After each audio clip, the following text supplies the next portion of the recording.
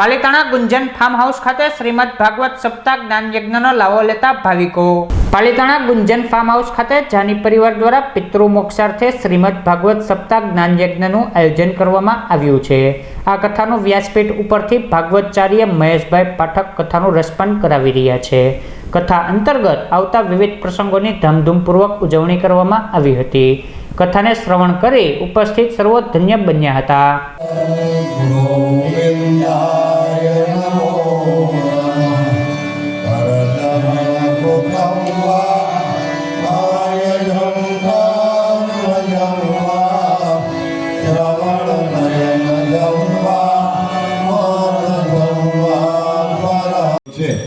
ત્યારે જયપ્રકાશભાઈ ભટ્ટને આપણે આશીર્વચન લઈશું।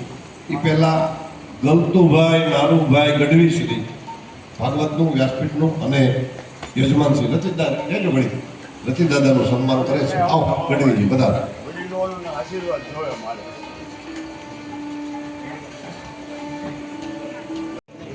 એમાંનો અને યજમાન પરિવાર હતી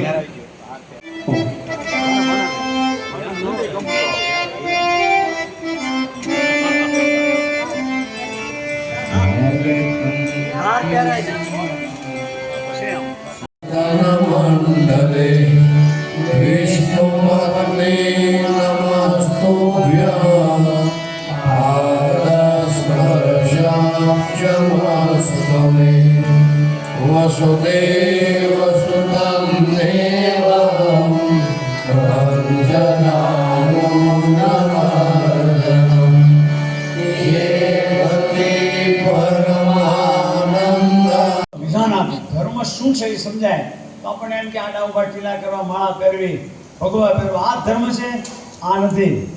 ભાગવતની અંદર બહુ સરસ મજાનું ધર્મ પ્રકરણ છે, ઘણી બધી વાતો સમજાવી છે। કૃષ્ણ ભગવાન જ્યારે આ પૃથ્વી પરથી વિદાય લેવાના હતા એણે કીધું હવે કલિયુગ આવવાનો છે, એટલે પાંડવોએ કીધું કલિયુગ આવશે તો ખબર કેમ પડે, ન થવાનું બને, વિચિત્ર ઘટના બને ત્યારે સમજો કલિયુગ આવ્યો।